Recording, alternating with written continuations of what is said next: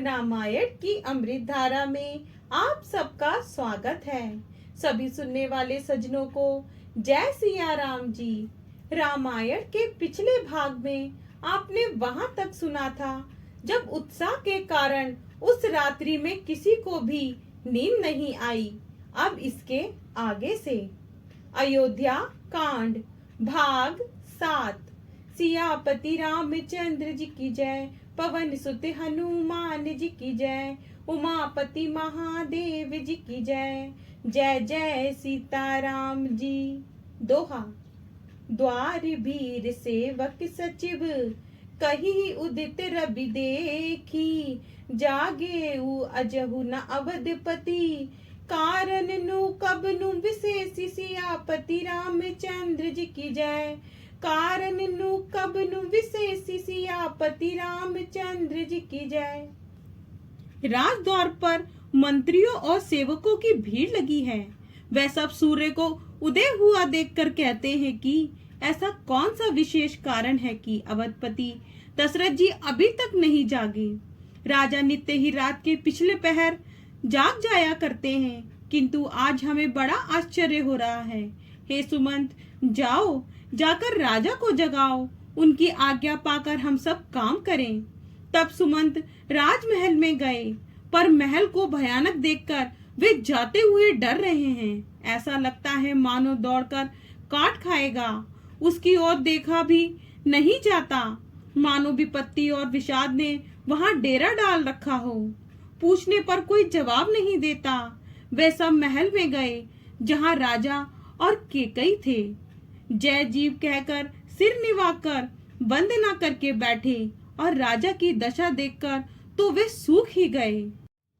देखा कि राजा सोच से व्याकुल हैं, चेहरे का रंग उड़ गया है, जमीन पर ऐसे पड़े हैं मानो कमल जड़ छोड़कर मुरझाया पड़ा हो। मंत्री मारे डर के कुछ पूछ नहीं सकते। तब अशुभ से भरी हुई और शुभ से विहीन केकई बोली, परी न राज ही नींद निसी, हे तू जान जगदीसु। रामु रामु रटि भोरु किए, कहीं न मरमु मही। सियापति रामचंद्र जी की जय, कहीं न मरमु मही। सियापति रामचंद्र जी की जय। राजा को रात भर नींद नहीं आई, इसका कारण जगदीश्वर ही जाने। इन्होंने राम राम रटकर सवेरा कर दिया, परंतु इसका भेद राजा कुछ भी नहीं बतलाते। तुम जल्दी राम को बुला लाओ, तब आकर समाचार पूछना। राजा का रुख जानकर सुमंत्र जी चले, समझ गए कि रानी ने कुछ कुचाल की है। सुमंत्र सोच से व्याकुल है, रास्ते पर पैर नहीं पड़ता, आगे बढ़ा नहीं जाता। सोचते हैं राम जी को बुलाकर राजा क्या कहेंगे। किसी तरह हृदय में धीरज धरकर वे द्वार पर गए।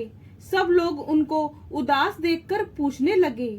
सब लोगों का किसी न किसी तरह समझा बुझाकर सुमंत्र वहां गए जहां सूर्य कुल के तिलक श्री रामचंद्र जी थे। श्री रामचंद्र जी ने सुमंत्र को आते देखा तो पिता के समान समझकर उनका आदर किया। श्री रामचंद्र जी के मुख को देखकर और राजा की आज्ञा सुनकर वे रघुकुल के दीपक श्री रामचंद्र जी को अपने साथ लिवा ले चले। श्री रामचंद्र जी मंत्री के साथ चल दिए। दोहा। जाई दीख रघुवंश मनी, नरपति निपट कुसाजू। सहमि परे उलखि सिद्धि निहि, मनहु वृद्ध गजुराजु। सियापति रामचंद्र जी की जय, मनहु वृद्ध गजराजु। सियापति रामचंद्र जी की जय। रघुवंश मणि श्री रामचंद्र जी ने जाकर देखा कि राजा अत्यंत ही बुरी हालत में पड़े हैं। राजा के होठ सूख रहे हैं और सारा शरीर जल रहा है। पास ही क्रोध से भरी केकई को देखा। श्री रामचंद्र जी का स्वभाव कोमल और करुणामय है। उन्होंने अपने जीवन में पहली बार ये दुख देखा, तो भी समय का विचार करके हृदय में धीरज धरकर उन्होंने मीठे वचन से माता केकई से पूछा, हे माता, मुझे पिताजी के दुख का कारण कहो, ताकि जिससे उसका निवारण हो, दुख दूर हो, वह यत्न किया जाए। केकई ने कहा, हे राम सुनो, सारा कारण यही है कि राजा का तुम पर बहुत स्नेह है। इन्होंने मुझे 2 वरदान देने को कहा था। मुझे जो कुछ अच्छा लगा वही मैंने मांगा। उसे सुनकर राजा के हृदय में सोच हो गया, क्योंकि ये तुम्हारा संकोच नहीं छोड़ सकते। इधर तो पुत्र का स्नेह है और उधर वचन प्रतिज्ञा।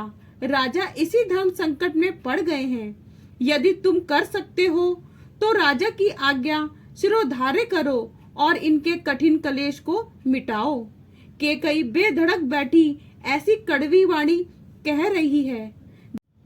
सूर्य कुल के सूर्य स्वाभाविक ही आनंद निधान श्री रामचंद्र जी मन में मुस्कुराकर इस तरह से कोमल और सुंदर वचन बोले जो मानो वाणी के भूषण ही थे।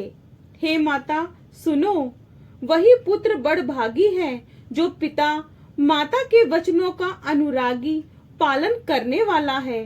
माता पिता को संतुष्ट करने वाला पुत्र हे जननी सारे संसार में दुर्लभ है। दोहा। मुनिगण मिलनु विशेष बन सब है भांति हित मोर, तेहि मह पितु आयुषी बहुरी समन जननी तोर सियापति। वन में विशेष रूप से मुनियों का मिलाप होगा जिसमें मेरा सभी प्रकार से कल्याण है। इसमें भी फिर पिताजी की आज्ञा और हे जननी तुम्हारी सम्मति है और प्राण प्रिय भरत राज्य पावेंगे। इन सभी बातों को देखकर यह प्रतीत होता है कि आज विधाता सब प्रकार से मुझे सम्मुख है, मेरे अनुकूल है। यदि ऐसे काम के लिए भी मैं वन को ना जाऊं तो मूर्खों के समाज में सबसे पहले मेरी गिनती करनी चाहिए। हे माता, मुझे एक ही दुख विशेष रूप से हो रहा है, वह महाराज को अत्यंत व्याकुल देखकर। इस छोटी सी बात के लिए ही पिताजी को इतना भारी दुख हो।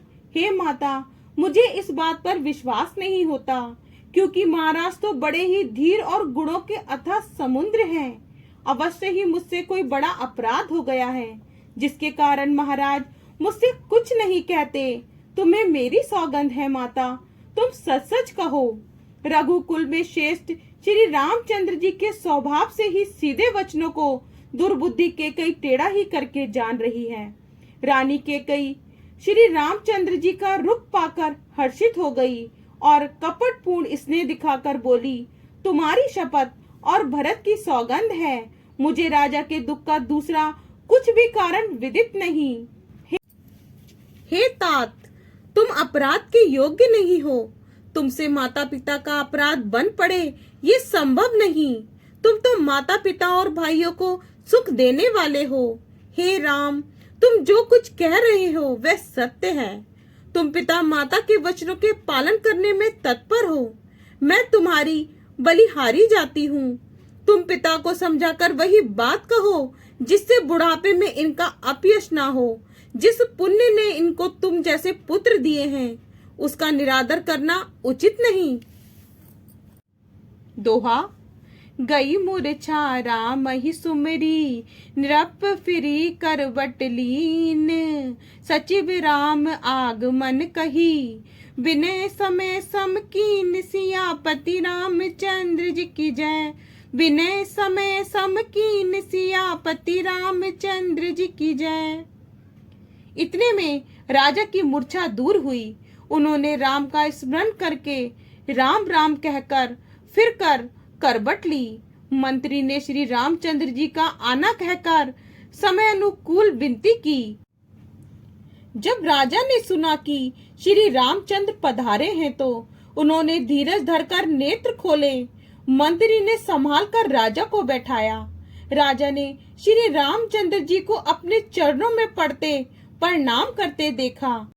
स्नेह से विकल राजा ने राम जी को हृदय से लगा लिया। राजा दशरथ जी श्री राम जी को देखते ही रह गए। उनके नेत्रों से आंसुओं की धारा बह चली। शोक के विशेष वश होने के कारण राजा कुछ कह नहीं सकते। वे बार बार श्री राम जी को हृदय से लगाते हैं और मन में ब्रह्मा जी को मनाते हैं कि जिससे रघुनाथ जी वन को न जाएं।